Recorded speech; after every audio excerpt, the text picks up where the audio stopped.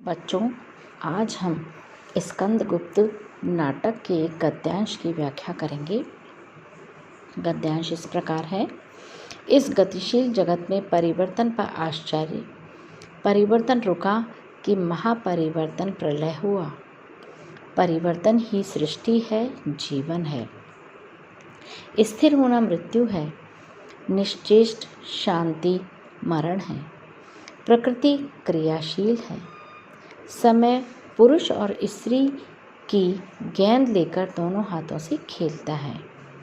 Pulling और स्त्रीलिंग की समष्टि अभिव्यक्ति की कुंजी है। पुरुष उछाल दिया जाता है, उत्क्षेपण है। स्त्री आकर्षण करती है। यही जड़ प्रकृति का चेतन रहस्य है। ये बच्चों गद्यांश है और इसकी हम प्रसंग सहित व्याख्या करेंगे। स्कंदगुप्त नाटक के प्रथम अंक के तीसरे दृश्य से अवतरित यह अंश धातुसेन का कथन है। सिंहल के राजकुमार कुमारदास यानी धातुसेन मात्रगुप्त को गुप्त साम्राज्य में होने वाले परिवर्तन के संबंध में सूचित करते हैं, जिन्हें जानकर मात्रगुप्त चकित रह जाते हैं। उन्हें चकित देखकर धातुसेन विश्व में होने वाले परिवर्तनों के विषय में सत्योद्घाटन करते हैं और कहते हैं कि परिवर्तन तो प्रकृति का अनिवार्य नियम है। अब वो यहाँ पर बता रहे हैं कि प्रकृति का जो नियम है वो परिवर्तन है। जैसे कि बच्चों देखो, ऋतुएं परिवर्तित होती हैं, सर्दी फिर गर्मी, बरसात, ऋतु चक्र चलता है। उसी प्रकार से हम देखते हैं कि वृक्षों के वसंत ऋतु में पतझड़ भी होता है, नए पत्ते भी आते हैं, तो ये परिवर्तन होता है। तो जब प्रकृति का नियम है कि परिवर्तन, तो अगर ये परिवर्तन नहीं होगा तो इसके अभाव में सृष्टि और प्रकृति कुछ भी घटित नहीं हो सकता है। यानी कि हम ये कह सकते हैं कि परिवर्तन के अभाव में प्रकृति का अस्तित्व ही असंभव है। भाई, जब परिवर्तन ही नहीं होगा तो निर्माण कैसे होगा? पतझड़ नहीं होगा तो नए पत्ते कैसे आएंगे? तो पतन हुआ तब निर्माण हुआ। तो यहाँ पर भी ये बताना चाह रहे हैं जयशंकर प्रसाद धातुसेन के माध्यम से कि परिवर्तन के अभाव में प्रकृति का अस्तित्व ही असंभव है। परिवर्तन की प्रक्रिया एक प्रकार से इस सृष्टि को नया रूप, नई गति और नवीन क्रिया प्रदान करती है। प्रकृति की जो प्रक्रिया चलती है तो देखो, सृष्टि को नया रूप भी देती है और उसमें एक लय भी होता है, एक ताल होता है, नई गति होती है, नई क्रिया प्रदान करती है। इसी भूमिका पर खड़े होकर धातुसेन मात्रगुप्त से भी कहता है कि हे युवक, परिवर्तन पर आश्चर्यचकित होना व्यर्थ है। यदि परिवर्तन हो रहा है तो इसमें आश्चर्य नहीं करना चाहिए, क्योंकि प्रकृति का नियम परिवर्तन है। तो जीवन में भी परिवर्तन होता रहता है। जैसे कि सुख के बाद दुख आता है, दुख के बाद सुख आता है, तो वो भी एक मानव जीवन में परिवर्तन का ही पर्याय है। इसलिए वो कह रहे हैं कि इस पर आश्चर्यचकित होना व्यर्थ है, क्योंकि कारण यह है कि ये अवश्यंभावी है और अवश्यभावी है, यानी अवश्य ही होना है, परिवर्तन होता ही है। इस पर आश्चर्य करना बिल्कुल बेकार है।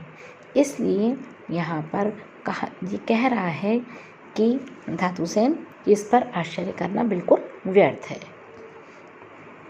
क्योंकि हृदय की सरलता और भोलेपन का द्योतक ही परिवर्तन है।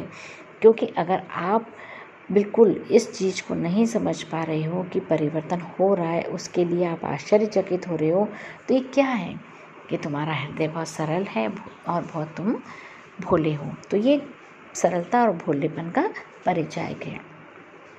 क्षण प्रतिक्षण होने वाले परिवर्तनों से ही तो सृष्टि बनती है। यह परिवर्तन रुक जाएगा तो सृष्टि स्थिर हो जाएगी। और सृष्टि की स्थिर हो, अगर सृष्टि स्थिर होती है तो प्रलय ही नहीं बल्कि महाप्रलय की भी सूचक बन जाती है। महाप्रलय की स्थिति परिवर्तन की तुलना में कहीं अधिक त्रासद और विध्वंसक होती है। देखो, यदि परिवर्तन नहीं हुआ, क्योंकि परिवर्तन से ही इस पृथ्वी का संतुलन बना हुआ है, अगर परिवर्तन नहीं हुआ, जीव और जगत एक दूसरे पर आधारित हैं, अगर उनमें भी परिवर्तन नहीं हुआ तो क्या होगा? सृष्टि पर महाप्रलय हो जाएगा। धातुसेन अपने विचारों को अधिक स्पष्ट करता हुआ कहता है कि जीवन का विकास परिवर्तन से ही संभव हो पाता है। परिवर्तन के कारण ही जीवन मृत्यु में और मृत्यु जीवन में, प्रातःकाल सायकाल में और संध्या निशा में परिवर्तित होती हुई प्रभात का रूप धारण करती है।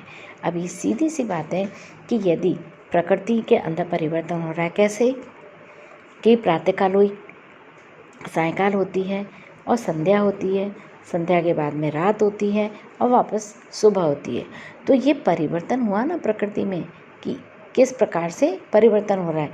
इसी प्रकार से मनुष्य जीवन प्राप्त करता है, एक दिन वो मृत्यु को भी प्राप्त करता है और वो पुनः जीवन धारण करता है। तो ये प्रकृति का परिवर्तन का एक नियम है। तो बच्चों, इससे क्या सिद्ध होता है कि परिवर्तन ही जीवन की गति प्रगति का नियमन करता है। यहाँ पर जीवन को जो गति प्रदान कर रहा है, वो कौन गति प्रदान कर रहा है? परिवर्तन। इसलिए स्वयं संसार शब्द ही प्रवाहशीलता एवं गतिशीलता का द्योतक है। इस सृष्टि में निरंतर विगत आगत उदय अस्त का क्रम विद्यमान रहता है। यानी जो वस्तु अगर नष्ट हो गई तो उसकी पुनर्रचना होती है, क्योंकि जो वस्तु नष्ट हो गई उसकी पुनर्रचना हो गई, यानी कि अगर मृत्यु हुई तो उसके बाद उसका जन्म भी होगा। इसी प्रकार से विध्वंस और सृजन का यह परिवर्तनशील एवं प्रवाहमान जो क्रम है वो निरंतरता गतिमान रहता है। यानी ये जो सृजन हो रहा है, फिर विध्वंस हो रहा है, नाश हो रहा है, फिर निर्माण हो रहा है, तो ये भी एक परिवर्तन का नियम है जो नित्य प्रति प्रवाहमान है, यानी चलता रहता है, ये रुकता नहीं है। जब संस्कृति का यह प्रवाह रुक जाता है तब उस स्थिरावस्था का नाम ही मृत्यु है। अगर आप चलते चलते रुक गए तो यानी आप मृत्यु को प्राप्त हो गए, यानी चलते रहना ही जीवन है। स्पंदन रहित अथवा कर्म विहीन शांति शमशान की शांति के समान है। ऐसी शांति तो मृत्यु का ही दूसरा रूप है। अतः समाज में रहकर प्रत्येक व्यक्ति को कर्ममय जीवन बिताने की आवश्यकता है। यानी अगर हम कर्म नहीं करेंगे तो हम मृत के समान हैं कि हमारी मृत्यु हो गई। यदि हम कर्मशील हैं तो हम जीवित हैं, क्योंकि कर्म विहीन जो निष्क्रिय जीवन होता है वो हमारी मरणावस्था का प्रतीक है। क्योंकि स्वयं प्रकृति ही निरंतर क्रियाशील रहती है। भाई प्रकृति कभी रुकती है क्या? उसका नियम कभी नहीं रुकता। सूरज भी निकलेगा, शाम भी होगी, अस्त भी होगा, चंद्रमा निकलेंगे, तारे निकलेंगे, तो जब और बरसात हो रही है, सर्दी हो रही है, गर्मी आ रही है, तो ये जब प्रकृति नहीं रुक रही है, निरंतर क्रियाशील है, तो मनुष्य को भी निरंतर कर्म करते रहना चाहिए, क्रियाशील बने रहना चाहिए। आगे धातुसेन कहता है कि सृष्टि रचना के मूल उपादान यानी कौन है? पुरुष। पुरुष यानी चेतन तत्व, और प्रकृति स्वयं ही क्रियाशील तत्व है। यानी जो चेतन तत्व है और प्रकृति दोनों ही क्रियाशील हैं। वे तो उस गेंद के समान है जो काल चक्र का उत्प्रेरण प्राप्त कर बड़ी तीव्रता के साथ सक्रिय और गतिमान है। पुरुष, पुरुष यहाँ किसे कहा गया है? चेतन तत्व को। और नारी किसे कहा गया है? मूल प्रकृति को, यानी प्रकृति को स्त्री बताया गया है, और जो ईश्वरीय सत्ता उसे चला रही है, जो चेतन तत्व जो पूरे संसार को गतिमान कर रहा है, वो पुरुष है। तो जब ये एक दूसरे के पूरक हैं, क्योंकि प्रकृति के संयोग सम्मिलन से ही सृष्टि की रचना होती है, अगर प्रकृति में परिवर्तन नहीं होगा तो सृष्टि की रचना नहीं होती।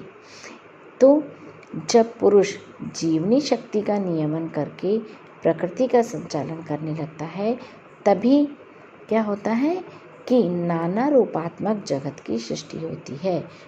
अब समझो बच्चों इस चीज़ को कि पुरुष जीवनी शक्ति का नियमन करता है, यानी पुरुष कौन? ईश्वर, जो चेतन सत्ता है, ईश्वर है, वो क्या करता है? जीवन शक्ति प्रदान करता है। जीवन शक्ति देने वाला प्रभु है, ईश्वर है। और प्रकृति क्या करती है? प्रकृति में प्राण फूंकता है ईश्वर, तो प्रकृति चलती है। अगर भगवान नहीं चाहेंगे तो ये संसार बिल्कुल नहीं चलेगा, इसलिए ईश्वर इसको जीवन देता है, तो प्रकृति अपना नित्य क्रियाकलाप करती रहती है। अब पुरुष में विकास उत्पन्न होने से के फलस्वरूप वह नारी यानी मूल प्रकृति की ओर आकर्षित होता है। यहाँ पर पुरुष और स्त्री के माध्यम से समझाया है कि पुरुष जो है यानी चेतन तत्व जो है मूल प्रकृति की ओर, नारी यानी मूल प्रकृति की ओर आकर्षित होता है, और तब दोनों की अनुकूल स्थिति से सृष्टि की संरचना होकर सृजन चक्र गतिमान होता है। तो यानी जिस प्रकार प्रकृति को हम भ्रम व जड़ पदार्थ समझ बैठते हैं, वह वस्तुतः जड़ न होकर सचेतन होती है और उसकी गतिशीलता में एक प्रकार की निरंतरता समाहित होती है। कभी भी हम देखो बच्चों, प्रकृति को हम जड़ नहीं मान सकते। अगर वो जड़ होगी तो उसमें परिवर्तन नहीं होगा, इसलिए प्रकृति जड़ नहीं है। उसमें कोंपलें फूटती हैं, पुष्प आते हैं, फल लगते हैं, बीज बनते हैं, तो ये उसकी चेतनता का ही पर्याय है।